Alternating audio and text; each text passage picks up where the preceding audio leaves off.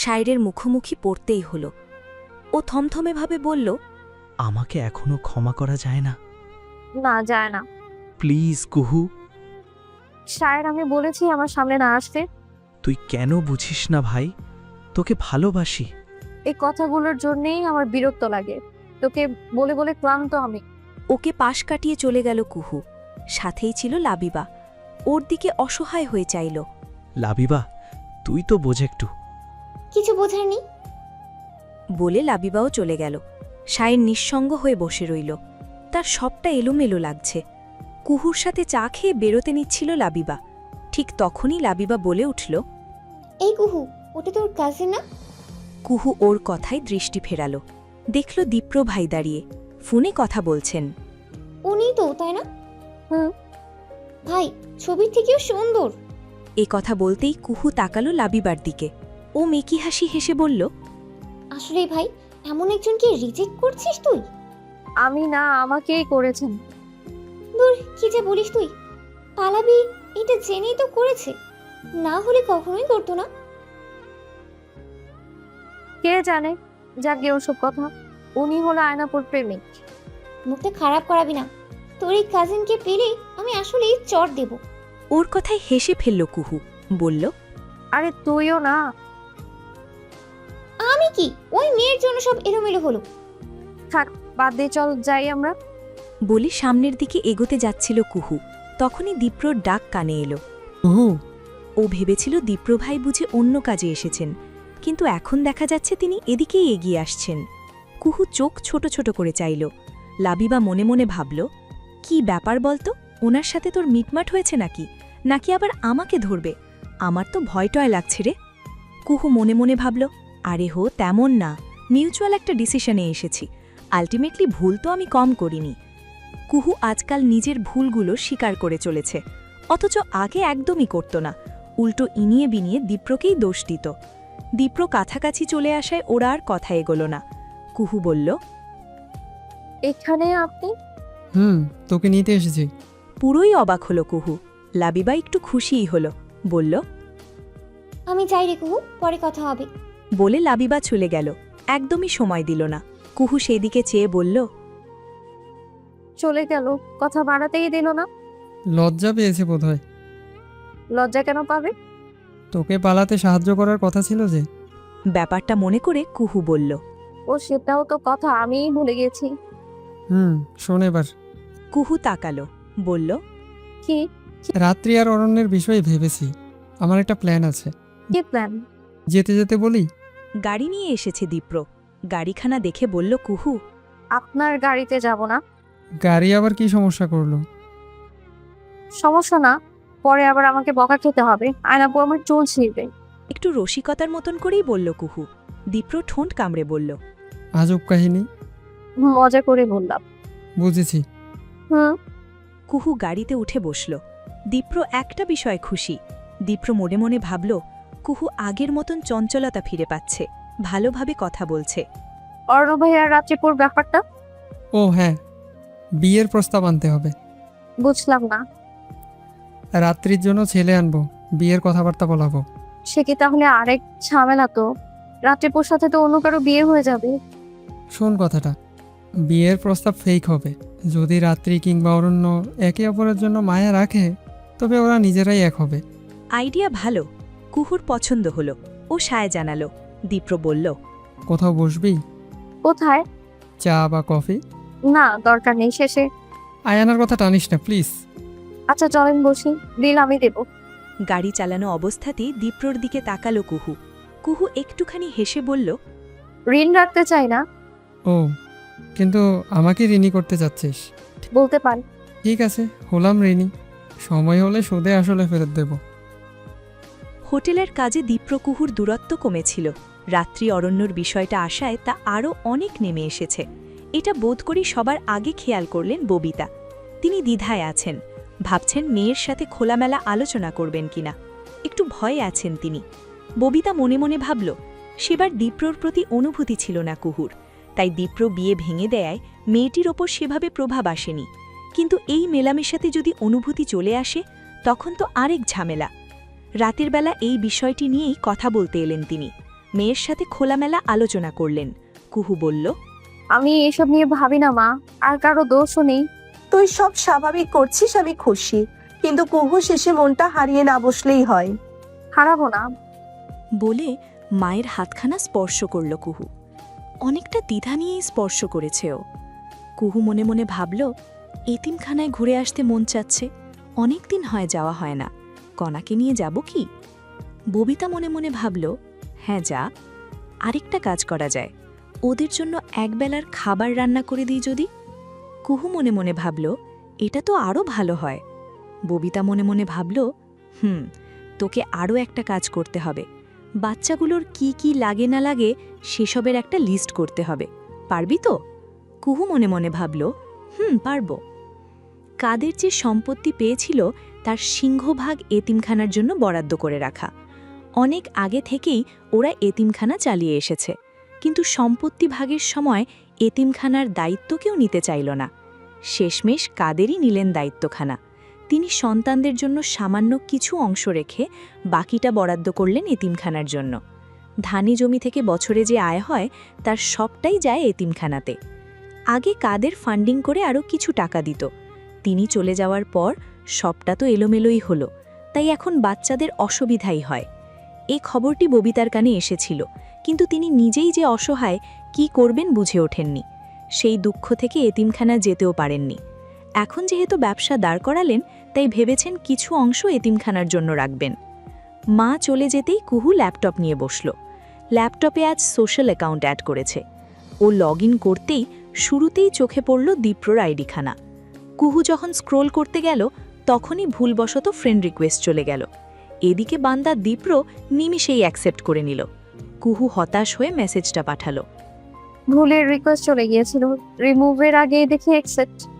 Message seen করল দীপ্র, তবে উত্তর দিল না। কুহু ঠোঁট কামড়ে কিছু একটা বলতে নিতেই খেয়াল করল দীপ্র তাকে আনফ্রেন্ড করে দিয়েছে। কুহু মনে মনে ভাবল, বিষয়টা কুহুকে বোকা বানিয়ে দিল। সে একটু ভাব নিয়ে ইট মেরেছিল, কিন্তু পাটকেলটা দীপ্র ঠিকই দিল। একটা ছোট বিষয়ে কুহুকে তাড়া করে বেড়ালো। দীপ্র ভাই এভাবে পাটকেল মারবে তাও যদি বুঝতো তবে ভুলেও মেসেজটি করত না। ও ঠোঁট কামড়ে রাতের খাবার তৈরিতে মা চাচিদের সাহায্য করছে, তবে ওর মুখের ভঙ্গিমা খেয়াল করেছেন যেবা। তিনি খুন্তি নাড়তে নাড়তে বললেন, কিরে কুহু, মুখটা অমন করেছিস কেন? ববিতা আর আবিদা নজর ফেরানেন। কুহু মুখটা ঠিক করে বলল, এমনি বড় মা। মনে হচ্ছে কাকে যেন গালিগালাজ করছিস। কুহু মনে মনে ভাবল, করছি তো, কিন্তু মুখে বলল, আমি তো গালি দেই না। তাই নাকি রে? কোঠা থেকে ছুটে এসে বলল আয়ানা। কুহু মনে মনে ভাবল, এই হলো আরেক বিপদ। কুহু চোখের দৃষ্টি সরু রাখল। গালি দিতে শুনেছ আনাপু? খোঁজ রাখলি, তবে এখন থেকে রাখবো, দেখবো গালি দিস কিনা। রেখো। যদিও দুজনের কথার টোন স্বাভাবিক, তবে আবিদা দ্বন্দ্বটি বুঝতে পেরেছেন। তিনি বললেন, খাবার রেডি হয়ে গেছে, দুজনে গিয়ে সবাইকে ডেকে আনো। কুহু যেই না পা বাড়াতে যাচ্ছিল অমনি আয়ানা বলে উঠল, আমি দীপ্র দাদাভাইকে ডাকতে গেলাম। ওরমন তাড়াহুড়ো আগ্রহ রান্নাঘরে থাকা সবাইকেই ভাবিয়ে তুলল। ববিতা আর যেবা একে অপরের মুখের দিকে চেয়েছেন। আবিদা দুই যাকে চোরা চোখে দেখে বললেন, দীপ্রর পাগল, ছোটবেলায় কুহু যেমন করত এখন আয়ানা তেমন করে। কথা কাটালেন তিনি। তবে কি কথা কাটল? না, বিষয়টা বাকি দুই নারীকেই ভাবিয়ে তুলল। কিছু সময় পর সকলে খাবার খেতে চলে এলো। আজ এসেছেন দাদি জানো, তাকে নিয়ে এসেছে দীপ্র। এর পেছনে বিশেষ কারণ আছে অবশ্য। সবাই যখন খাওয়া শুরু করবে ঠিক তখনই দীপ্র বলল, আমি একটা কথা ভেবেছি। মোটামুটি সবাই চাইল দীপ্রর দিকে। দীপ্র তাকালো কুহুর দিকে। কুহু চোখের ইশারায় বোঝালো বলে দেন। ওদের এই ইশারা আয়ানা দেখল। কুহু মনে মনে ভাবল, দাঁত কিরমির করে তাকালো ও। কুহু যখন দৃষ্টি ফেরালো তখন ওর সাথে চোখাচোখি হলো, তবে পাত্তা দিল না ও। দীপ্র সবাইকে একবার দেখে নিয়ে তাকালো রাত্রির দিকে। রাত্রি বিষয়টি তখনও ধরতে পারেনি, চেয়ে আছে প্রশ্ন নিয়ে। রাত্রির জন্য ছেলে দেখা দরকার। আবিরের বিয়ের পর পর কিংবা আগে ভাগে পেয়ে গেলে যদি একসঙ্গেই দুজনের বিয়েটা দিয়ে দেওয়া যায়। বিস্ফোরণ নিয়ে তাকালো রাত্রি। রাত্রি মনে মনে ভাবল, দীপ্র ভাই এটা কি বলতে চাচ্ছে? সবাই কেমন চুপ। ওর কথাকে জোরালো করতে মুখ খুলল কুহু। হলে তো ভালো হয় আপু। রাত্রিপুর বিয়ে নিয়ে আমি আর করা প্ল্যান করতাম আগে। এমনটা হলে আসলেই দারুণ হবে, এক ঢিলে দুই পাখি। ফুপার কিন্তু খরচও কমে যাবে। ওনার শেষ কথায় রমিজ হাসলেন। ববিতা ছোট কন্যাকে শাসন করতে বললেন, কনা, এটা কেমন কথা? আমি তো এমনি বললাম মা।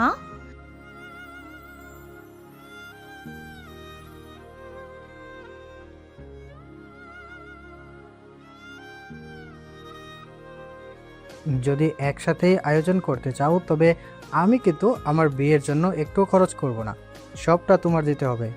কৃপণগিরি কমাও বাবা। ছেলের কথায় রমিজ হাসলেন, বললেন,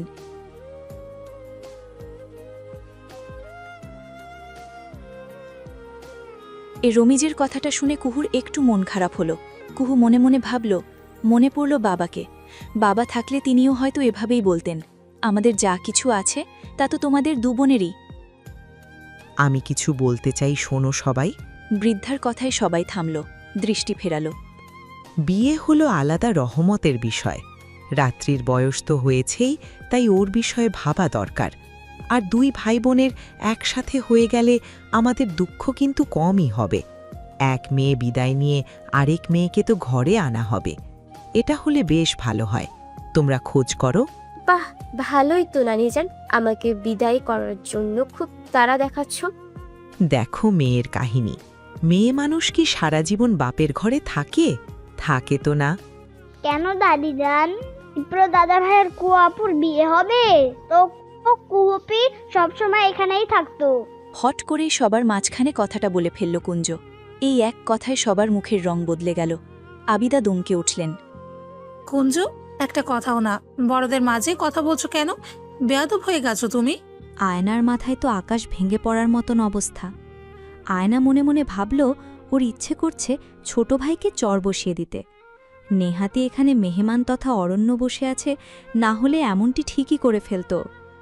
আয়না মনে মনে ভাবল, ওর মাঝে মাঝে সন্দেহ হয় এই ছেলে আদৌ ওর ভাই তো। ওর দৃষ্টির আগুন নিবল না, চেয়ে রইল অগ্নিদৃষ্টি নিয়েই। ভেতরে ভেতরে ফোঁসফোঁস করতে লাগল। এদিকে দীপ্র স্বাভাবিক, তবে কুহু কেমন অস্বস্তিতে পড়েছে। কুহু মনে মনে ভাবল, কারণ সকলে না জানলেও সেই তো জানে অন্যায়টা তার নিজেরই হয়েছে। কুহুর খুব খারাপ লাগছে। ওর খাওয়া হয়নি ঠিক মতন, ও অপেক্ষা করছে দীপ্র ভাইয়ের জন্য। কুহু মনে মনে ভাবল, মানুষটার প্রতি সকলের একটা কেমন দৃষ্টি পড়েছিল আজ। সবাই তো তাকেই দোষারোপ করেছে। অবশ্য সবার দোষ নেই, যা ঘটেছে তাতে দীপ্রর দোষটাই দৃশ্যমান, আর কুহুর সবটাই লুকিয়ে। এই লুকিয়ে থাকার কারণে কুহু নিজের ভুলগুলো শুরুতে বুঝতে পারেনি। আজকাল মনে হচ্ছে সব ওর নিজের জন্য হয়েছে। ও চাইলেই ঘটনা অন্যরকম হতে পারত। আফসোস লাগছে। কুহু মনে মনে ভাবল, খাবার সময় নিশ্চয়ই দীপ্রর অস্বস্তি হয়েছে, যদিও সে নিজেকে স্বাভাবিক দেখিয়েছে। এসবই ভাবছিল ও। এদিকে মেয়েটিকে ঘরের সামনে দেখে দীপ্র ডাকল। কুহু, চাইল কুহু, পুরো দৃষ্টি দিয়ে। দীপ্রর চোয়াল ভরা চাপ দাড়ি, পেটানো শরীর। কুহু মনে মনে ভাবল, চোখে মুখে মাঝে মাঝে বেশ কঠিন ভাব থাকলেও বেশিরভাগ সময় দৃষ্টি থাকে শীতল। কিরে? ধ্যান ফেরে ওর। ও চায়, বলে, কিছু বলবি? হ্যাঁ। আচ্ছা, ভেতরে এসে বল। বলে প্রবেশ করল দীপ্র। ওর পেছন পেছন রুমে প্রবেশ করল কুহুও। কুহু মনে মনে ভাবল, এই রুমটায় আলাদা একটা ঘ্রাণ পাওয়া যায়, দীপ্র শরীরের ঘ্রাণ। প্রতিটা মানুষেরই আলাদা একটা ঘ্রাণ আছে। ছোটবেলায় দীপ্র শরীরের ঘ্রাণ কুহুর খুব পছন্দ ছিল।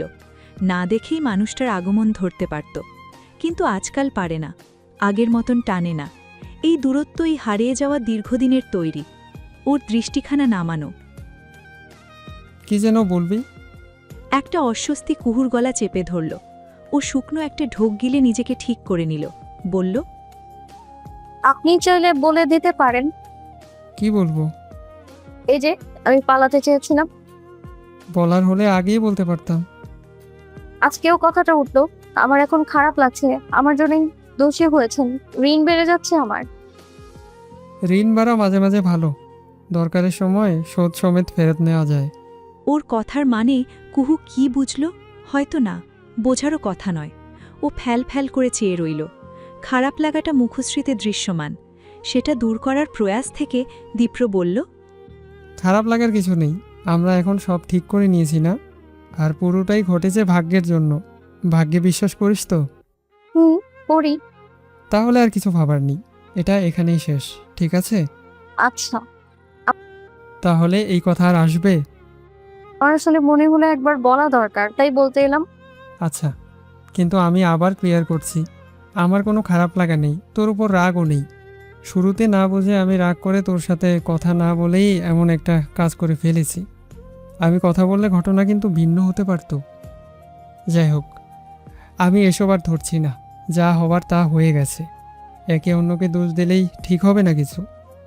এখন আমাদের লক্ষ্য রাত্রি আর অরণ্যের মিল ঘটানো। ওখানে ফোকাস করি। টানা কথাগুলো বলে থামল দীপ্র। কুহু মনে মনে ভাবল, শুধু যে কুহুর মাঝে পরিবর্তন হয়েছে তা না, দীপ্র নিজেও তো পরিবর্তন হয়েছে। আগে খানিক রাগ ক্ষোভ থেকে সবকিছু করত, আর এখন সবটা বুঝিয়ে বলে। খুব সুন্দরভাবে পরিস্থিতি সামলে নেয়, আর এই দিকটায় কুহুকে স্বাভাবিক হতে সাহায্য করে চলেছে। কুহুর ভেতরে শীতল একটা বাতাস নেমে এলো। ও ছোট করে বলল, আচ্ছা, আমি চেষ্টা করবো এসব আর না বলতে। চেষ্টা কেন, একেবারেই বলবি না, পুরোটাই বাদ। ঠিক আছে, বাদ, তাহলে যাই আমি। বলে পা বাড়াতে যাচ্ছিল কুহু। দীপ্র বাধা দিয়ে বলল, শুনে যা। কুহুর আর আগানো হলো না। ও মাথা তুলে চাইল। কুহু মনে মনে ভাবল, দীপ্র ভাই ভীষণ লম্বা, সিনেমার হিরোদের মতনই লম্বা। এই পর্যায়ে মেয়েটার চোখের দৃষ্টি দীপ্র দৃষ্টির সাথে মিলে গেল। দীপ্র চোখ দুটো স্থির রেখেই বলল, কুহু, তুই কিন্তু এখনো আমার আদরেরই আছিস, সব থেকে আদরের। দুটো দিন অরণ্য আর দীপ্রর খুব ব্যস্ততা গেল। ব্যবসায়িক ব্যাপার নিয়ে এখানে ওখানে ছুটতে হয়েছে। খাবার খাওয়ার সময় অবধি পায়নি। আজ আবার বাড়িতে সবাই উপস্থিত, সবাই বলতে সবাই। এর কারণ আছে অবশ্য। আবিরের বিয়ের কেনাকাটা করতে হবে, আর এক পক্ষ যাবে বিয়ের দিন তারিখ ঠিক করতে। শুরুতে কেনাকাটার বিষয়টা বড়দের কাছে দিতে চাইলেও কিছু সময়ের আলোচনায় ঠিক হলো বাড়ির বাচ্চারাই কেনাকাটা করবে। সেটা নিয়েই হৈ হৈ চলছে। তবে আয়ানা ধরে বসে, সে নাকি যাবে না। কেন যাবে না সেটা বলেননি অবশ্য। ওকে মানাতে গিয়েছে আবির। কতক্ষণ চেষ্টা করে মেয়েটিকে নিয়ে এসেছে। তখন সবাই বসার ঘরে। আয়ানা মুখটা গোমরা রেখেই উপস্থিত হলো। রাত্রি শুধালো, অভিমান ভাঙলো? অভিমান করিনি, তবে যাবি না কেন? এমনি মন চাচ্ছিল না। আচ্ছা, এসেছি, এখন বাকি কথা বাদ। বলার মাঝেই বসার ঘরে উপস্থিত হলো অরণ্য। ওর উপস্থিতি রাত্রিকে ধীর করে দিল। কুহু সেটা লক্ষ্য করে বলল, অর্ণ ভাইয়া চলে এসেছেন? আপনাকেও তো আজকাল দেখাই যাচ্ছে না। ব্যস্ততা গেল দুদিন, আমাকে একা না, দীপ্রকেও কিন্তু দেখনি। সত্যিই তাই, দীপ্রকেই দেখেনি কুহু। ও একটু চোখ বুলালো, তবে দীপ্র নেই। অরণ্য বলল, ওদিকে খুঁজে লাভ নেই, দীপ্র গ্যারেজে আছে। কথাটা শুনেই আয়ানা বের হয়ে গেল। ওকে সেভাবে কেউ খেয়াল করল না। তবে গ্যারেজের কাছে গিয়ে দেখা গেল আয়ানা দাগিয়ে। অরণ্য আসা মাত্রই আয়ানা সবগুলো দাঁত মেলে দিয়ে হাসল। ভাইয়া, আমি সামনের সিটে বসলে আপনার অসুবিধা হবে? আরে না, কি সমস্যা হবে? থ্যাংক ইউ ভাইয়া। বলে গাড়িতে উঠে বসল আয়ানা। কণা ফোড়ন কেটে বলল, দেখলে আপু, ঠিকই গাড়িতে উঠে বসলো।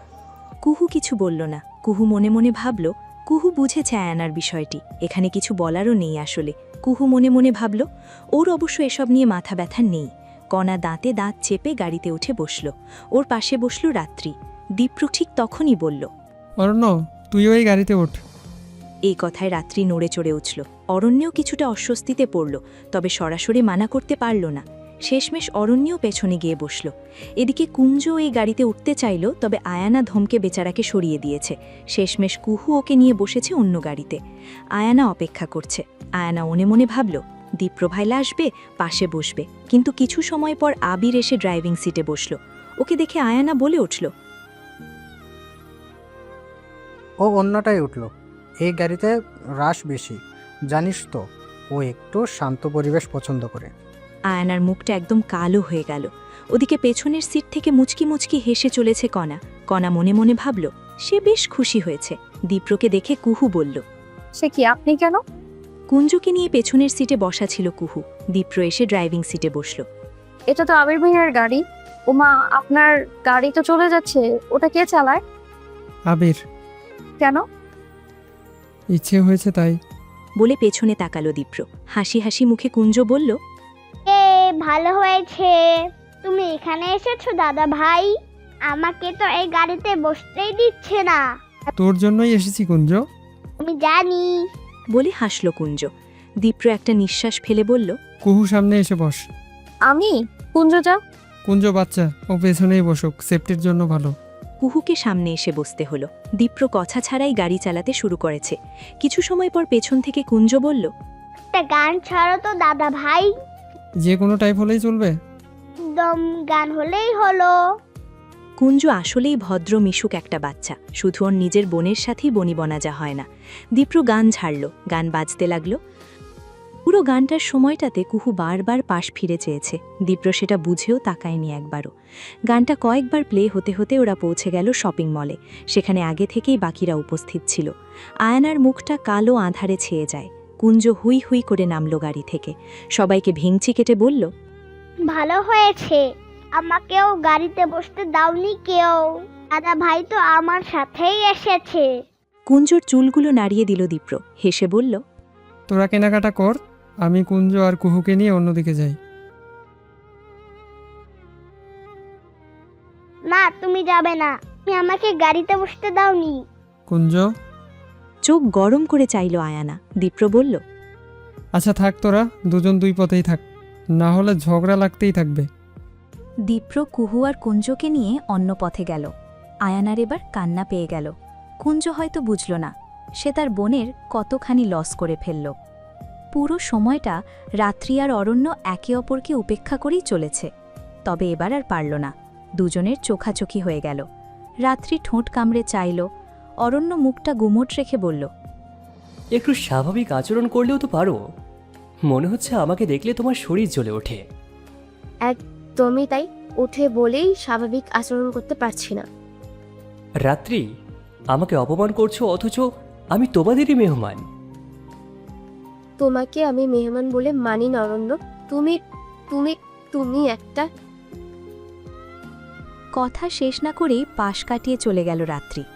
অরণ্যর মুখখানা অন্ধকারে ভরে গিয়েছে। অরণ্য মনে মনে ভাবল, আচ্ছা, প্রেমের শুরুটা এত দারুণ হয়, অথচ বিচ্ছেদ কেন এত বেদনার? আইসক্রিম খাবে বায়না ধরেছে কুঞ্জ।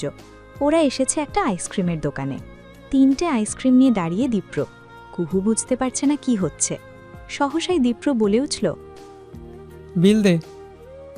আকাশ থেকে পড়ার মতন অবস্থা কুহুর। ও নিজের দিকে আঙুল দেখিয়ে বলল, আমায় বললেন? তোকেই বলছি। কুহু যার পর নাই অবাক। কুহু মনে মনে ভাবল, এই মানুষটাকেও বুঝতে পারে না। পার্স থেকে টাকা বের করে বিল মিটায়। কুঞ্জ এখনই খাওয়া শুরু করেছে। দীপ্র একটা টেবিলে হাতের ব্যাগগুলো রেখে বলল, তোরা বস, আমি আসছি। আমি আসছি বলে চলে গেল দীপ্র। কুহু পেছন থেকে ডাক দিল, আপনার আইসক্রিম এসে খাবো। গলে যাবে তো। ড্যাম। বলে এগিয়ে এলো দীপ্র। কুহুর আইসক্রিমটা খুলে রাখা। ও সেটা এক কামড় খেয়েছেও। সেটাই তুলে নিয়ে দীপ্র হনহনিয়ে চলে গেল। পুরো বিষয়টা কুহু বেকুব বনে গেল। এদিকে কুঞ্জ মিটিমিটি হাসছে। কুহু তাকাতেইও বলল, দাদা ভাই তো আমার খাওয়া আইসক্রিম নিয়ে চলে গেল। কুহু আসলে কি বলবে বুঝতে পারছে না। কুহু মনে মনে ভাবল, এটা কি শুধুই মনের ভুলে করা হলো নাকি ইচ্ছাকৃত?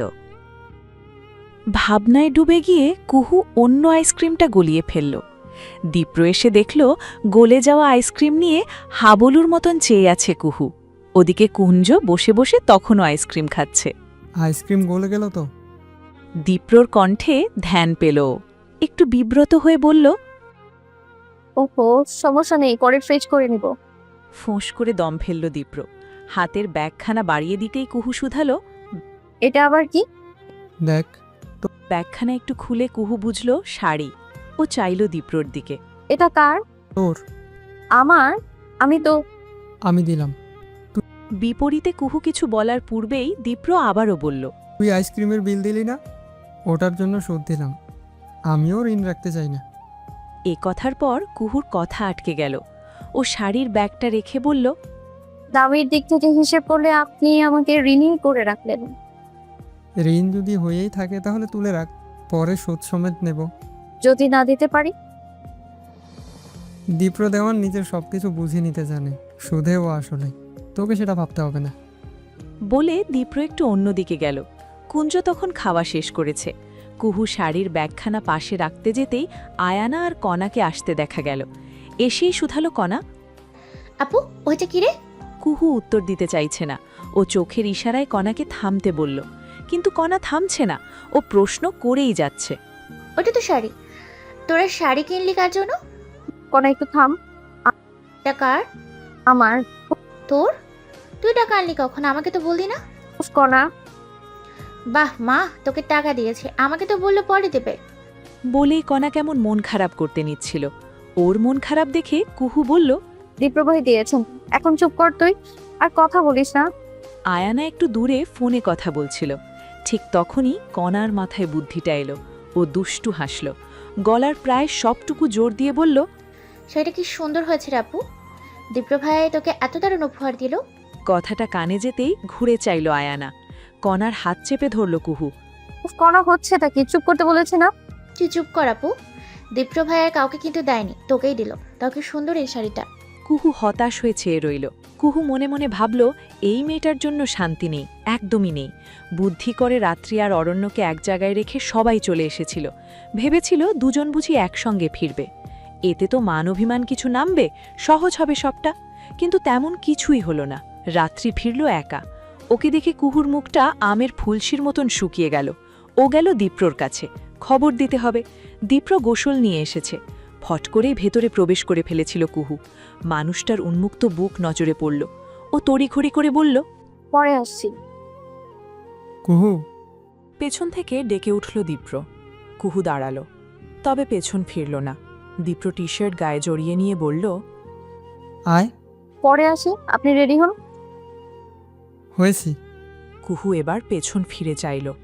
দৃষ্টি উঠিয়ে বলল, রাত্রি পরে একাই ফিরলো। উফ, এবারও ওদের মিশনটা ফেল। মনে হচ্ছে রাত্রিপুর বিয়ে ঠিক না করলে আর কোনো লাভ হবে না। সেটাই মনে হচ্ছে। আচ্ছা আমি যাই। একটু দাঁড়া। কুহু দাঁড়াল। দীপ্র কাবার থেকে একটা বক্স নামিয়ে আনল। কুহু প্রশ্ন নিয়ে তাকিয়ে। দীপ্র বলল, সবার জন্যই টুকটাক উপহার এনেছিলাম। সবাইকে দেওয়া হলেও তোর উপহারটা ঝামেলার কারণে দেওয়া হয়নি। ভেবেছিলাম নিজেই। কুহু কথা শেষ করল না। কুহুর দৃষ্টি এবার নেমে এলো। ওর অস্বস্তি হচ্ছে। দীপ্র কুহুর পায়ের দিকে চাইল, তারপর হেসে বলল, থাক ওসব কথা, এটা রাখ। তোর পা খালি দেখে ভালো লাগে না, তাই মনে হলো এটা দিয়েই দিই। বাক্সখানা হাতে নিল কুহু। ও বুঝল এটার মধ্যে পায়েল আছে। এখন যা, আর আমি দেখছি রাত্রি অরণ্যের বিষয়টা। আচ্ছা। বলে পা বাড়ালো কুহু। ঘর থেকে বেরোতেই একটা হাত ওর বাহু টেনে ধরল। ও পাশ ফিরে দেখল আয়ানা। কুহু চট করেই দীপ্রর দেওয়া বাক্সখানা লুকিয়ে ফেলল। আয়ানার চোখে আগুন। ওকে টেনে নিয়ে এলো অন্য পাশটায়। লাগছে আয়নাপু, হাত ছাড়ো। ঝটকা দিয়ে হাত ছাড়ল আয়ানা। কুহু কটমট করে চাইল, তোমার সমস্যাটা কি? সমস্যা আমার? সমস্যা তো তোর, বিহায়া মেয়ে কোথাকার। আয়নাপু মুখ খারাপ করাবে না আমার। আমি খারাপ হলে তুমি নিতে পারবে না কিন্তু। তুই আর কি খারাপ হবি? তোকে বলেছি দীপ্র দাদা ভাইকে আমি পছন্দ করি, তারপরেও তুই তার পেছন পেছন পেছন ঘুরিস, বিহায়ার মতন লেগেই আছিস। কথাগুলো লাগলো কুহুর। ও এগিয়ে এসে বলল, দীপ্র ভাইকে তুমি পছন্দ করো, কিন্তু সে কি করে? করে না কি করে না সেটা আমি বুঝে নেব, তুই মাঝে আসবি না। শোনো আয়নাপু, আমি মাঝে আসিনি, কিন্তু তুমি বারবার আমায় অপবাদ দাও। তবে একটা কথা, যদি আমি একবার মাঝে আসি, তোমার মতো 10 আয়নাও আমায় সরাতে পারবে না। সো নিজের সীমায় থাকো, ভালো মানুষই সবসময় দেখাবো না। তপ্ত বাক্যগুলো বলেই চলে গেল কুহু। আয়না হতভম্ব হয়ে রইল। আয়না মনে মনে ভাবল, ওর শরীর কাঁপছে, চোখ থেকে আসছে জল। একটা অনিশ্চিত ভবিষ্যতের কথা চিন্তা করে বুকের ভেতর হাহাকার বয়ে চলেছে। মাথার ওপর দিয়ে নেমে যাচ্ছে বিশাল বিশাল ঢেউ। রাত্রি বোধহয় কেঁদেছে। ওকে দেখে তেমনই মনে হচ্ছে। দীপ্র ওর পাশে বসা। ও সরাসরি কথা বলতে এসেছে। আমি বুঝতে পারছি তোমরা চাও অরণ্য আর আমার সম্পর্কটা ঠিক হোক, কিন্তু এটা ঠিক হবার নয় দীপ্র ভাই। দীপ্র একটু সময় নেয়, তারপর বলে, তুই কি সত্যিই চাস না? না, চাই না। ওর লাইফস্টাইল আমার সাথে মেলে না। আমি ওর অন্য সব বান্ধবীদের মতো স্টাইলিশ না। আমি সাধারণ, আমার সাথে ওর যাবে না। এটা ও বলেছে? না, তবে বুঝতে পেরেছিলাম, সেই জন্যই সরে এসেছি। বলে ঠোঁট কামড়ে ধরে রাত্রি। অরণ্যর সাথে সম্পর্কটা হুট করে। রাত্রি বরাবরই মিশুক, একটু চঞ্চল। সেই চঞ্চল স্বভাব থেকেই অরণ্যর সাথে কথা বলা, তারপর দুজন একটা সম্পর্কে যাওয়া। কিন্তু সম্পর্কের আগে সম্পর্কটা যেমন ছিল, সম্পর্কের পর সম্পর্কটা একদমই বদলে এলো। অনিশ্চয়তা যোগ হলো। সেই অনিশ্চয়তা দিনের পর দিন কথা কাটাকাটি সব মিলিয়ে রাত্রি নিজেকে সরিয়ে নিল। তবে রাত্রি মনে মনে ভাবল, ক্ষীণ আশা ছিল অরণ্য বুঝি তাকে মানাবে, কিন্তু তেমন কিছু হলো না। গো ধরে রইল ওপাশের মানুষটাও। আর তারপর বিচ্ছেদটা সত্যিই হয়ে গেল। রাত্রি শিউরে উঠল, নিজেকে সামলে বলল, আমি সত্যি এবার বিয়ে করতে চাই, বাবাকেও বলবো। দীপ্র কি বলবে বুঝল না। রাত্রি চাইল পাশ ফিরে, আবারও বলল, অরণ্য আমার জীবনে কেউ না, ওকে আর আমার চাই না। আমি একটু ভালো থাকতে চাই আমি। আমি তোদের বিষয়ে কথা বলিনি, তবে এবার বলাটা প্রয়োজন বোধ করছি। তোরা কি চাস সম্পর্কটা ঠিক হোক? অরণ্য বসে হাতে জ্বলন্ত সিগারেট। ও আসলে সিগারেট খায় খুব। দীপ্র এগিয়ে এসে ওর হাত থেকে সিগারেট ছিনিয়ে নিল। কি ভাই? আমি তোকে জিজ্ঞেস করেছি, তুই কি ওর বিষয়ে সিরিয়াস ছিলি? সিরিয়াস না হলে কি প্রেম করতাম? তাহলে এখন? ওর ইগো আছে, আমার নেই। দেখ অরণ্য, একদিক থেকে একটু নরম হতেই হয়। সব সময় আমিই কেন হব দীপ্র? অরণ্যের মুখ বিবরে একটা কালো আধার এসে ধরা দিল। দীপ্র বসল ওর পাশে। রাত্রি বিয়ে নিয়ে সিরিয়াস। যা ইচ্ছে করুক। সময় চলে গেলে তখন আবার আফসোস করিস না। কথা বলতে পারল না অরণ্য। দীপ্রর পিঠে হাত রাখল। তুই সময় নে অরণ্য, একটু ভাব। রাত্রিকে তো আমি চিনি, আমার স্নেহের বলে বলছি না, ও আসলেই খুব ভালো, শুধু একটু অভিমানী বেশি। তুই সময় নে, তবে এতটা সময় নিস না যতটা নিলে আর কিছু করতে পারবো না। বলে অরণ্যকে একা রেখে চলে গেল দীপ্র। অরণ্য উদাস হয়ে চেয়ে রইল। অরণ্য মনে মনে ভাবল, রাত্রির বিষয়েও সিরিয়াস ছিল, মেয়েটিকে ওর ভালো লেগেছিল। কিন্তু দিনের পর দিন সন্দেহ, কথা কাটাকাটি নিতে নিতে ও আসলেই ক্লান্ত। শাড়িটা গায়ের উপর দিয়ে দেখে চলেছে কুহু। কণা বসে আছে বিছানায়, হাতে ফোন, আর চোখে বোনের কাজকর্ম দেখছে। এই পর্যায়েও কথা বলার প্রয়োজন বোধ করে। ধ্যান ফেরে কুহুর। ও শাড়িটা কাবাডে তুলে রাখতে রাখতে বলে, কি দীপ্র ভাইয়ের পছন্দ আছে? কাবাড লাগিয়ে পেছনে চায় কুহু। কণা উঠে এসে বোনের পাশে দাঁড়ায়। শাড়ির কথা শুধু বলিনি, কুহু চায় ভ্রু বাঁকিয়ে। কণা বোনের গাল টেনে বলে, তোর কথা বলেছি আপু। দীপ্র ভাই তোকে পছন্দ করে, কারণ তোর চোখ সুন্দর। বাজে কথা বলবি না কণা, সে আমার পছন্দ করে না। তুই মানতে চাস না বিষয়টা, কিন্তু আমি শিওর যে তোকে পছন্দ করে। মাঝে মাঝে বিয়ে ভাঙার বিষয়টা। বলে কণা ধ্যানে ডুবে গেল। কুহুর গলাটাও শুকিয়ে এলো। কুহু মনে মনে ভাবল, এই বিষয়টা থেকেও পালাতে চায়, তবে কেন যেন পারে না। সারাক্ষণ কোনো না কোনোভাবে তাড়া করে বেড়ায়। আসলে জীবনের মিথ্যেগুলো এভাবে সবসময় পেছনে পড়ে থাকে, চাইলেও এর থেকে নিস্তার পাওয়া যায় না। আমার কি মনে হয় জানিস? কণার চোখ দুটো চকচক করছে। কিছু একটা মেলাতে পেরে ভীষণ খুশি লাগছে তাকে। মনে হচ্ছে প্রথম দীপ্র ভাইয়া মানতে পারেনি। হয়তো তোদের দুজনের যোগাযোগ ছিল না, তারপর হুট করে একটা সিদ্ধান্ত, এসবের জন্য তখন ওই সিদ্ধান্ত নিল। এখন ঠিকই তোর প্রেমে পড়েছে। তুই চুপ কর তো। উফ, তুই বোঝ আপু। আমি চাচ্ছি আয়নাপুর আগে দীপ্র ভাই তোর হয়ে যাক। আমি এইসবে নেই কণা। তোকে আসতেই হবে আপু, আসতেই হবে। একটা কথা বলি। আবার কি? তুই না চাইলেও দীপ্র ভাই হয়তো তোকে চেয়ে নিবে। কুহু আটকায়, তাকায় ছোট দুটো চোখে। কোনা বোনকে জড়িয়ে ধরে। সবে তো সহজ না কণা। কেন সহজ নয়? আয়নাপু দীপ্র ভাইকে খুব পছন্দ করে। তাতে কি? একটা ঝামেলা হয়ে যাবে। আমার এসব আর ভালো লাগে না, সব কেমন এলোমেলো লাগে। তুই কঠিন করে ভাবছিস। না রে, তুই বুঝতে চাচ্ছিস না তুই। বলে কুহু ছুটে চলে আসে বারান্দায়। এত সময় অল্প অল্প বৃষ্টি হচ্ছিল, এবার বাতাসের জোর বেশি। ও বারান্দার কাপড়গুলো এনে বলে, ছাদে কাপড় আছে, একদমই মনে নেই, আমি যাই। বলে ছুট লাগায় কুহু। ছাদে এসে দেখে কাপড়গুলো একদমই ভিজে গিয়েছে। ও হতাশ হয়। ভেজা কাপড়গুলো তুলতে গিয়ে নিজেও ভিজে যায়। ঠিক সেই সময় দীপ্রর কণ্ঠটা পাওয়া যায়। বোধহয় ছাদের অন্য পাশটায় ছিল। এগিয়ে আসে। কুহু দাঁড়ায়। বৃষ্টির পানি মাথা থেকে নেমে মুখশ্রীতে এসে পড়ছে। কুহু থেকে থেকে ঠোঁট দুটো বন্ধ করছে। দীপ্র ওর বরাবর হয়ে বলে, আচ্ছা যা। কিছু বলতে চেয়েছিলেন? না, তাহলে ডাকতেন যে? কি জানি, যা ভিজে গিয়েছিস। বলে অন্য পাশটায় তাকায় দীপ্র। কুহু কয়েক সেকেন্ড থেমে থেকে ছাদ থেকে নেমে আসে। কুহু তখন ঘরে বসে, সাথে কোনাও আছে। দীপ্র জামাকাপড় বদলে এসেছে। ওর ঠান্ডার বাতিক আছে। ও কয়েকবার হাঁচি দিয়ে ঘরের দরজায় ঠকঠক করে। কোনার অধরে হাসি আসে।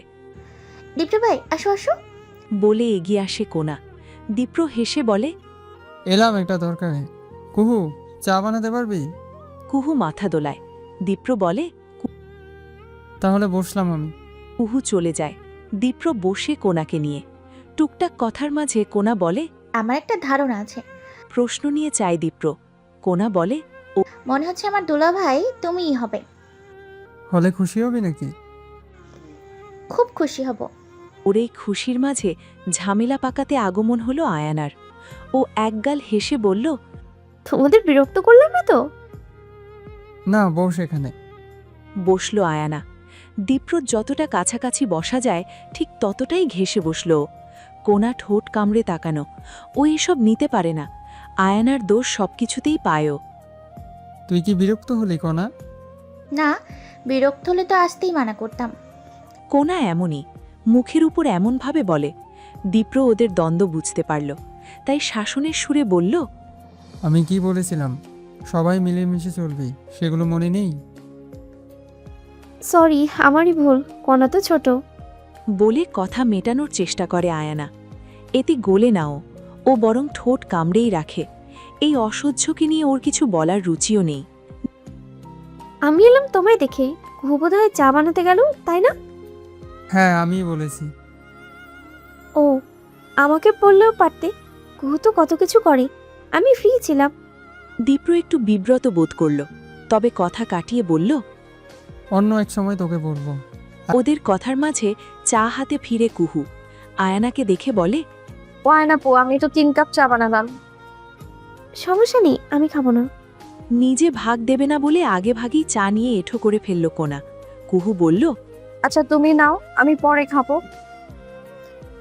বলছিস যখন, নেই তবে। বলে 1 কাপ চা তুলে নেয় আয়ানা। কুহু এবার অন্য কাপটি দীপ্রর দিকে বাড়িয়ে ধরে। দীপ্র বলে, আরেকটা কাপ নিয়ে আয়। কেন? নিয়ে আয়। কুহু চট করে আরেকটি কাপ নিয়ে আসে। দীপ্র 1 কাপ চা 2 ভাগে ভাগ করে নেয়। একটি কুহুকে দিয়ে বলে, বস। পুরো বিষয়টা দেখল আয়ানা। ওর খুব খারাপ লাগলো। ও চায়ের কাপটি তুলে নিয়েই বলল, আমি যাই, আমার কাজ আছে। এরপর একটা সেকেন্ডও থাকল না, ও চলে গেল। সেদিকে চেয়ে কুহুর মনটা উদাস হলো। ও চাইল কোনার দিকে। কোনাকে ভীষণ খুশি দেখাচ্ছে। এদিকে দীপ্র নির্বিকার। ও নীরবে নিভৃতে আয়ানাকে কিছু একটা বুঝিয়ে দিয়েছে। বুঝিয়েছে কুহুকেও।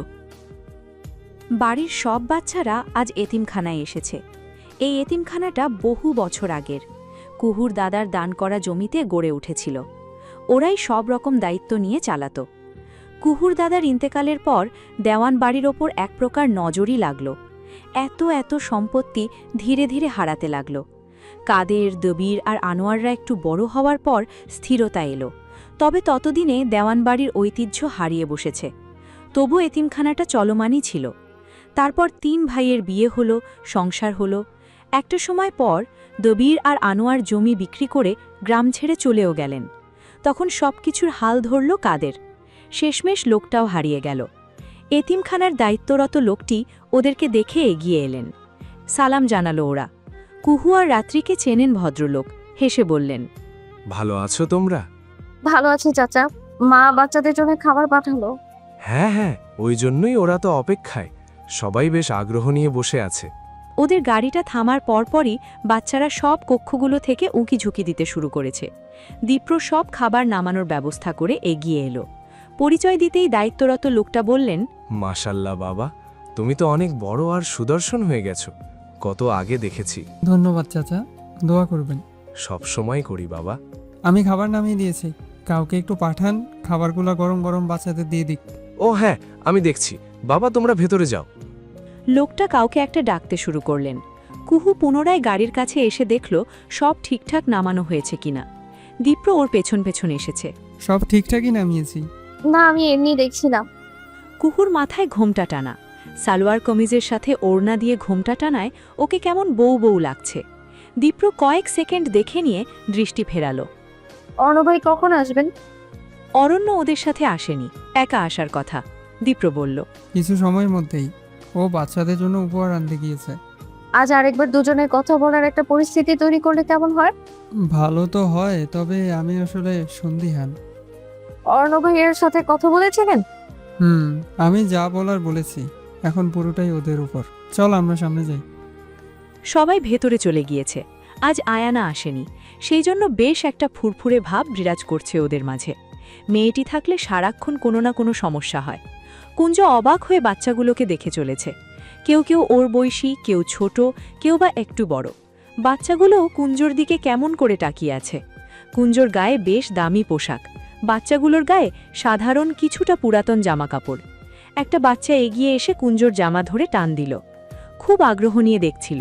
এবার লোভখানা সামাল দিতে ব্যর্থই হলো। কুঞ্জ বলল, তোমাদের এমন জামা নেই? বাচ্চাগুলো একটু সময় নিয়ে মাথা নাড়ল, অর্থাৎ নেই। এমন জামা তো দূরের কথা, নতুন কোনো জামাও আর নেই। দেওয়ানবাড়ি থেকে আগের মতন টাকা যে আসে না, ওদের তো ভরসা ওনারাই। কণা আর রাত্রি একসাথে হাঁটছিল। কুঞ্জ ছুটে এসে বলল, দীপু, ওদের নাকি ভালো জামা নেই। সবাই কেমন পুরানো জামা পরে আছে, আমরা ওদের জামা দিতে পারি না। কুঞ্জর কথা শুনে রাত্রির মনটা ভীষণ ভালো হয়ে গেল।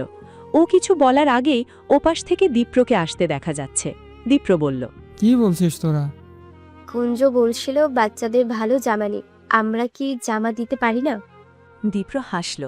কুঞ্জর মনটা আসলেই পরিষ্কার। বাচ্চারা অবশ্য পরিষ্কার মনেরই হয়।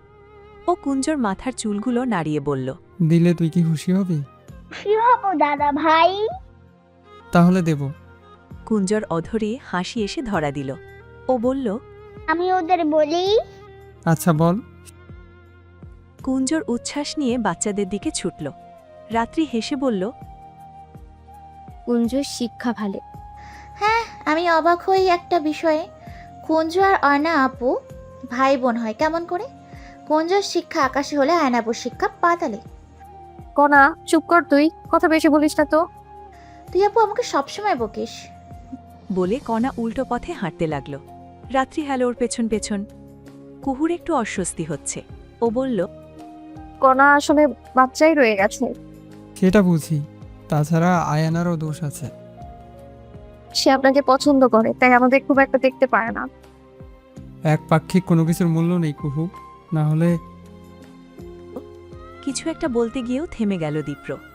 কুহু চেয়ে রইল, তবে বাকিটা আর বলল না পুরুষটি। এক গাড়ি জিনিস এনেছে অরণ্য। একদম শেষ বেলায় পৌঁছালো ও। দীপ্র আগেভাগেই ভেবে রেখেছিল বাচ্চাদের জামা কাপড়ের বিষয়টা। সেই অনুযায়ী কেনাকাটা করে এনেছে অরণ্য। চকলেটগুলো যখন নামানো হলো, বাচ্চাগুলো সব বড় বড় চোখ করে রইল। এত চকলেট ওরা কখনো দেখেনি। ড্রেস, চকলেট সহ আনুষাঙ্গিক আরও কিছু জিনিস দেওয়া হলো ওদের। দীপ্র দায়িত্বরত লোকটার হাতে একটা মোটা অঙ্কের টাকাও তুলে দিল। মুখে বলল, ওদের যা যা লাগে সেগুলো দেবেন চাচা। ওদের এখন থেকে আর কষ্ট হবে না, এটা আমি নিশ্চিত করব। লোকটার চোখে পানি চিকচিক করে উঠল। বাচ্চাগুলোকে সন্তানের অনুরূপ স্নেহ করেন তিনি। শুক্রিয়া বাবা, আল্লাহ ভালো করবেন। ধন্যবাদ চাচা, আমি লজ্জিত, এতদিন পর এসে ওদের কথা ভেবেছি। আরও আগেই এখানে আসা দরকার ছিল। সবই আল্লাহর ইচ্ছে বাবা। তা তুমি বিয়ে করেছো? সন্তান আছে কোনো? ফট করে কথাটা বলায় দীপ্র একটু অস্বস্তিতে পড়ল। পরমুহূর্তেই সেটা কাটিয়ে বলল, বিয়ে করিনি চাচা, তবে দোয়া রাখবেন যেন তাড়াতাড়ি বিয়েটা করতে পারি। আল্লাহ দ্রুত ইচ্ছে পূরণ করুক। বলে দীপ্রর বাহু ছুঁয়ে দিলেন তিনি। দীপ্র দেখল কুহু এদিকেই আসছে। ও ইশারা করল অরণ্য আর রাত্রির বিষয়টা নিয়ে। দীপ্র এগিয়ে এসে বলল, তুই রাত্রি আর অরণ্যকে বলবে আমি এতিমখানার বাগানের দিকটায় আছি, যেতে বলেছি। ওরা ওখানেই একে অপরের মুখোমুখি হবে। আচ্ছা। বলে চলে গেল কুহু। দীপ্র মনে মনে ভাবল, মেয়েটি এই সম্পর্ক নিয়ে অনেক বেশি আগ্রহী, অথচ নিজের বেলায় একটুও কি ভাবে। দুজন মুখোমুখি দাঁড়ানো, এটা বুঝতে বাকি নেই ইচ্ছে করেই তাদের মুখোমুখি দাঁড় করানো হলো। কেউ কোনো কথা বলল না কিছুক্ষণ। রাত্রি ঠোঁট কামড়ে এবার শুধালো, তুমি এখানে কেন? দীপ্রর সাথে দেখা করতে এসেছি। তুমি? আমি বলে চুপ হয় রাত্রি। অরণ্য আর চোখে চায়, বলে, আমার উপর রাগ দেখাও কেন? দীপ্র আর কুহু ইচ্ছে করে এমনটা করেছে। কুহুর বাচ্চা বলে পেছন ঘুরতে যেতেই অরণ্য বলে ওঠে, ওকে ধরে লাভ নেই, আসল মানুষটাকে ধরো। দীপ্রর বুদ্ধি এসব। আরে কুহু তো বাচ্চা। কুহুর বাচ্চা? তা নয় তো কি? ও বাচ্চা না, বরং ওকে বিয়ে দিলে ও নিজেই বাচ্চার মা হয়ে যাবে। আর তুমি? ফট করেই বলে ওঠে অরণ্য। রাত্রি একটু অস্থিতিতে পড়ে যায়। রাত্রি মনে মনে ভাবল, সম্পর্ক যখন ছিল তখন একটা সংসার, বেশ অনেকগুলো বাচ্চার কথাও বলা হয়েছিল। হুট করেই রাত্রির খুব কান্না পেল। খারাপ লাগলো বোধহয় অরণ্যেরও। রাত্রি আর সময় নষ্ট করল না, উল্টো পথে ঘুরে গেল। আর সেদিকে চেয়ে রইল অরণ্য। কুহু সামনে দিয়ে পায়চারি করছে, ওর শান্তি নেই। কুহু মনে মনে ভাবল, ও বুঝতে পারছে না কি হবে। অরণ্য ভাইয়া আর রাত্রি আপু আবার ঝগড়া করবে নাকি ভালোভাবেই কথাবার্তা বলবে, এসব নিয়ে ভেবে ভেবে ওর অবস্থা খারাপ। দীপ্র একটু দূরে বসা, ও দেখছে কুহুর কাণ্ড। এবার ডেকে উঠল। কুহু? তাকালো মেয়েটি, চোখে মুখে চিন্তা লেপ্টে আছে। দীপ্র বসা থেকে উঠে দাঁড়ালো। অমনভাবে ঘুরঘুর করছিস কেন? চিন্তা হচ্ছে। কিসের জন্য? রাত্রিপু আর অরণ্য ভাইয়ের জন্য। ওদের জন্য চিন্তা কেন? কি বলেন, চিন্তা হবে না? ওদের যদি ঠিকঠাক না হয়, উফ, ভালো লাগে না। দীপ্র কয়েক সেকেন্ড থম ধরে রইল। দীপ্র মনে মনে ভাবল, একটিবার বলতে ইচ্ছে হলো, কুহু, তুই অন্যের জন্যে ভাবছিস, অথচ তোর নিজেরই তো কিছু ঠিকঠাক নেই। তবে এটা কিন্তু বলল না, বরং বলল, চিন্তা করে লাভ নেই, যা হবার হবেই। সেটাই বলে বসতে নিচ্ছিল কুহু। অমন সময় রাত্রিকে আসতে দেখা গেল। চোখ মুখ কালো আধার হয়ে আছে। রাত্রিপু। রাত্রি কথা বলল না, পাশ কাটিয়ে চলে যেতে নিল। কুহু এসে বাধা দিল। এই রাত্রিপু, তুই কথাই বলিস না। আমি কি করলাম? আমার সাথে রাগ করছো? কুহু, তুই আমার বোন নাকি অরণ্যর বোন? কুহু জবাব না দিয়ে ফ্যাল ফ্যাল করে চেয়ে রইল। রাত্রি কপট রাগ দেখিয়ে বলল, তুই তোর অরণ্য ভাইয়াকে নিয়েই থাক, রাত্রি আপু এখন কেউ না, গেলাম আমি। আরে এই শোনো। শুনল না রাত্রি, ফটফট করে চলে গেল। একটু দূর থেকে সবটাই দেখল দীপ্র। ও এগিয়ে এলো। এটা কি হলো বলেন তো? রাত্রিপু অমন কেন করলো? কিছুই না। কিছু না মানে? কুহু, তোর মনে হয় না ওদের একটু একা ছাড়া উচিত? কুহু পাকায় দীপ্রর চোখের দিকে। দীপ্র বলে, কেউ নিজে থেকে না চাইলে কখনো সম্পর্ক ঠিক হয় না কুহু। তুই নিজেকে দিয়ে ভেবে দেখ। আলগুছিয়ে মেয়েটির মস্তিষ্কে কিছু পৌঁছে দিল দীপ্র। ও এমনই ধীরে ধীরে আগাতে পছন্দ করে। এদিকে কথা মতন ভাবতে গিয়ে কুহু হুট করে বিষণ্ণ হয়ে গেল। দীপ্র সেটা বোধহয় বুঝল, তাই ও বলল, ওদের একা ছাড়ি, দেখি কি হয়। বলে মৌনও হল মেয়েটি। সামনে এগোতে গিয়ে আকস্মিক আহ বলে চিৎকার করে বসে পড়ল। হঠাৎ অমন করায় দীপ্র ব্যস্ত হল। কি হলো? পায়ে পায়ে বলে একদম মাটিতে বসে পড়ল কুহু। দীপ্র দেখল মেয়েটির পায়ে পেরেক ঢুকে গিয়েছে। একদম জুতো ভেদ করে পায়ে এসে লেগেছে। ক্ষত হয়ে লাল রঙের তরলে পা ভেসে যাচ্ছে। কুহু রক্তে ভয় পায় ছোট থেকেই। ও নিজের পা দেখে ভয় একদম জ্ঞান হারিয়ে ফেলল। বাচ্চারা ঘিরে রেখেছে কুহুকে। দীপ্র কুহুর পায়ের ক্ষত পরিষ্কার করে দিচ্ছে। কণার চোখ দুটো রক্তিম। বোনের এমন অবস্থা দেখে ও কেঁদে ফেলেছে। কুঞ্জু চিন্তিত আতঙ্কগ্রস্ত। অরণ্য গিয়েছে ডাক্তার আনতে। কুহুর পায়ের ক্ষত পরিষ্কার করে দিয়ে দীপ্র বলল, সবাই একটু বাইরে গেলে ভালো হয়। চাচা, বাচ্চাদের একটু নিয়ে যান। হ্যাঁ বাবা। বলে ভদ্রলোক বাচ্চাদের নিয়ে বের হলেন। দীপ্র পেছন ঘুরে বলল, কণা, কুঞ্জকে নিয়ে বাইরে যা। ভাইয়া, আমি যেতে বলেছি কণা, কুঞ্জ বাচ্চা। কণা বিষণ্ণতা নিয়ে কুঞ্জকে নিয়ে বের হয়। কুহুর মুখ কেমন শুকনো হয়ে আছে। দীপ্র মনে মনে ভাবল, মেয়েটিকে দেখলেই তো মায়া হচ্ছে। দীপ্র পাখানা হাতে তুলে নিল আবার। ক্ষত অনেকটা, নিশ্চিত যন্ত্রণা হচ্ছে। ধীরে ধীরে মেয়েটির পায়ের ক্ষত ছুঁয়ে দিল দীপ্র। যে পেরেক তোর পা ছুঁয়েছে সেই পেরেক ধ্বংস হোক কুহু। তোকে কষ্ট দেওয়া সব কিছু ধ্বংস হোক। আমি হলে আমিও যেন ধ্বংস হই। কুহুর জ্ঞান ফিরল। ডাক্তার এসে মেয়েটির পায়ের চিকিৎসা করে দিয়েছেন। সবাই ওর আশেপাশেই আছে। কুহুর কেমন একটা লজ্জা লাগল। ও মাথা নত করতেই দীপ্র বলল, লজ্জা পাচ্ছিস কেন? কি একটা ঘটনা ঘটে গেল আমার জন্য। এটা একটা দুর্ঘটনা। তবু আমি কেমন জ্ঞান হারিয়ে ফেললাম। তুই তো ছোট থেকেই এমন। এবার তো নিজের পায়ে ক্ষত হওয়াতে জ্ঞান হারিয়েছিস। ছোটবেলায় তো আমার পায়ের ক্ষত দেখে তোর দাঁত লেগে যাওয়ার মতন অবস্থা হয়েছিল, মনে নেই? এবার কুহুর লজ্জা আরও বাড়ল। ও মিনমিন করে বলল, এসব না বললে হয় না। দীপ্র অবশ্য শোনেনি। ও পায়ে হাত দিতে যেতেই কুহু কেমন ছিটকে গেল। প্রশ্ন নিয়ে চাইল দীপ্র, মুখে বলল, কি হলো, অমন করলি কেন? কুহুর চোখে মুখে একটা অস্বস্তি, দ্বিধাও অনেকটা, সেই সাথে পায়ের যন্ত্রণা। কি, কিছু বল। মেয়েটির দিকে চেয়ে পুনরায় বলল দীপ্র। কুহু মিনমিন সুরে বলল, পা ধরছেন কেন? তাতে কি সমস্যা হয়েছে? পা ধরা মানা নাকি? আপনি তো বড়। বলে থামল কুহু, চাইল আর চোখে। ওর কথায় হালকা একটা হাসি দেখা গেল দীপ্রর মুখে মুখে। কুহু মনে মনে ভাবল, মানুষটা হাসলে অদ্ভুত রকমের সুন্দর লাগে। এত সময় তো আমিই ধরেছিলাম। এ কথায় কুহুর ভাবনায় ফোড়ন পড়ল। মুখ একদমই বন্ধ হয়ে গেল। দীপ্র আলগোছে ওর পাখানা পুনরায় স্পর্শ করল। কুহুর সমস্ত শরীরে শিরশির একটা হাওয়া এসে সুরসুরি দিল যেন। ও শুকনো ঢোক গিলে মনে মনে ভাবল, পা ছোঁয়ার ঋণ কিভাবে শোধ দেব দীপ্র ভাই? আপনি ইচ্ছে করে আমার ঋণ বাড়াচ্ছেন, অথচ আমি ওই গরিব বামনের মতো, যার চাঁদ দেখার সৌভাগ্য হয় তবে ছোঁয়ার সাধ্য হয় না। সবাই বাড়ি ফিরে এসেছে। কুহুর পায়ে ব্যান্ডেজ। ওকে ধরে ধরে নিয়ে আসছে দীপ্র। বসার ঘরে দাঁড়িয়ে আয়ানা এটা দেখে শুকনো ঢোক গিলল। রাগে ওর চোয়াল শক্ত হলো, তবে কিছু বলল না। কুহুকে সোফায় বসানো হলো। ববিতা একটু আগেই ফিরেছেন। মেয়ের পায়ের এমন অবস্থা দেখে তিনি হায় হায় করে উঠলেন। ক্ষত কতটা গভীর? ব্যস্ত গলায় শুধালেন তিনি। কুহুর বলতে হলো না, বলল দীপ্রই। অনেক বেশি না, তবে রক্ত গিয়েছে ভালো, জ্ঞান হারিয়েছিল। মেয়েটা যে কি করে দেখে চলিস না? ওর দোষ নেই চাচি, এটা একটা দুর্ঘটনা শুধু।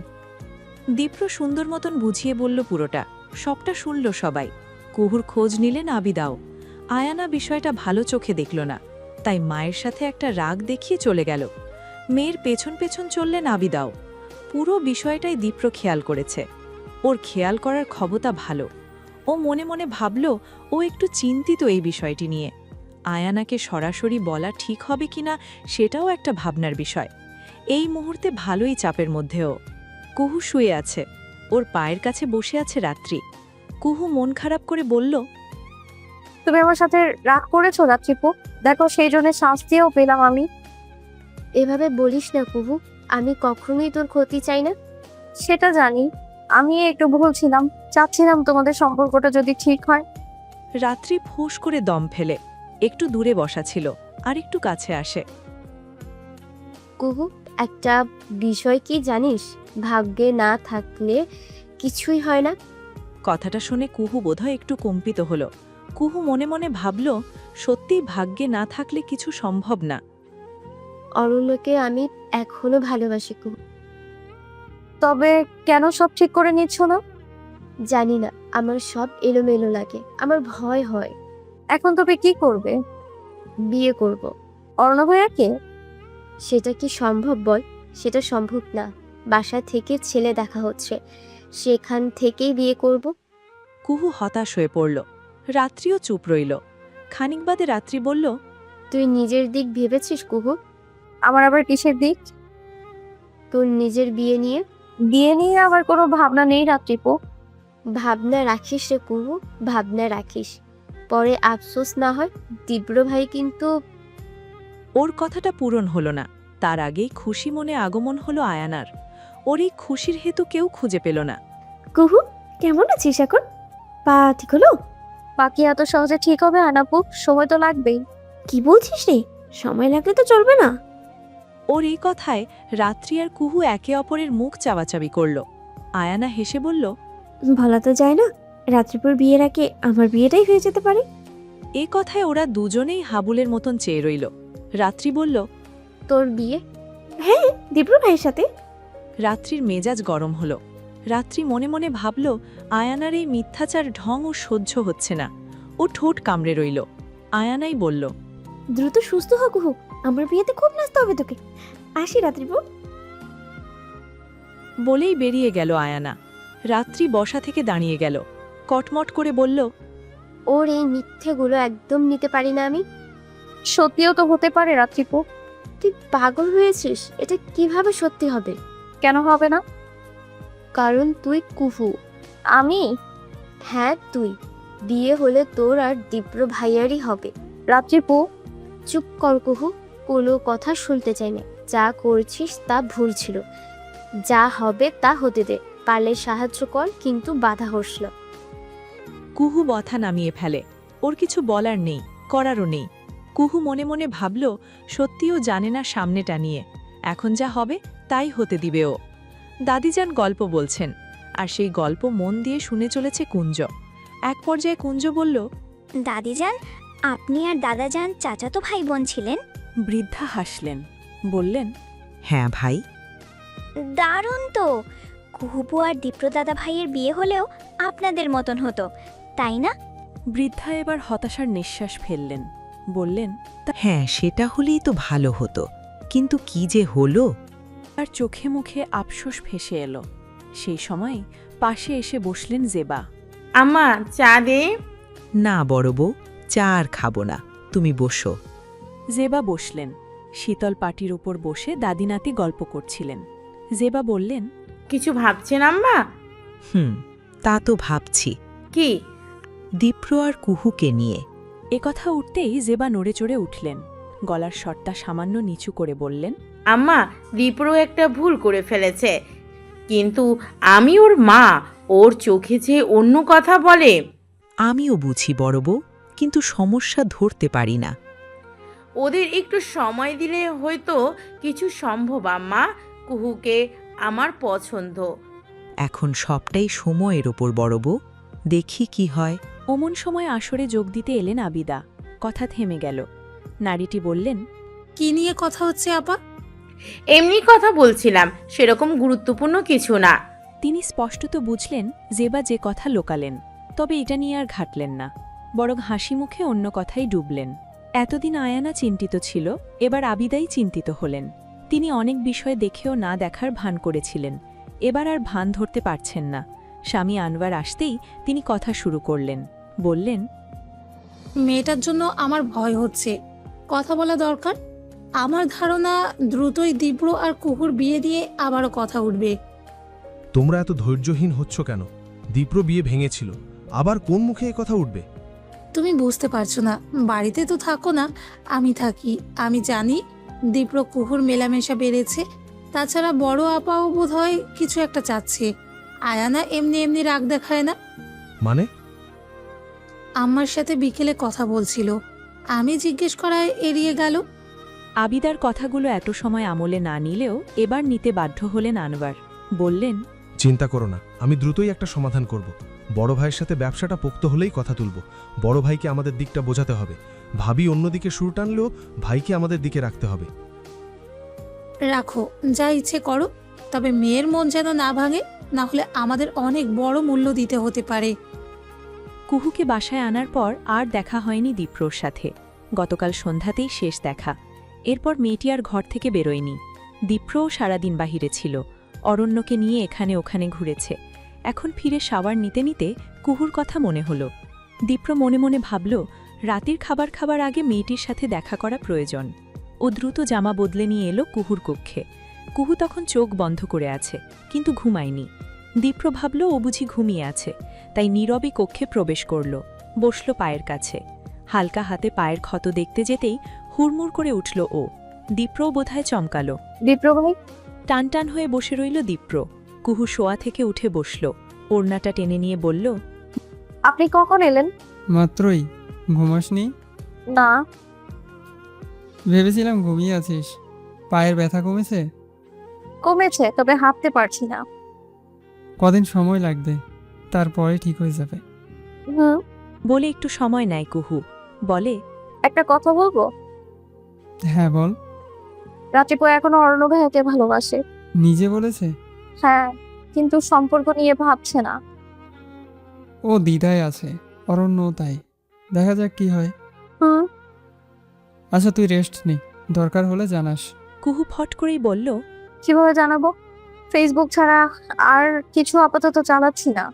দীপ্র একটু থামল, তারপর ফোন বের করে বলল, আমি রিকোয়েস্ট দিচ্ছি, অ্যাকসেপ্ট কর।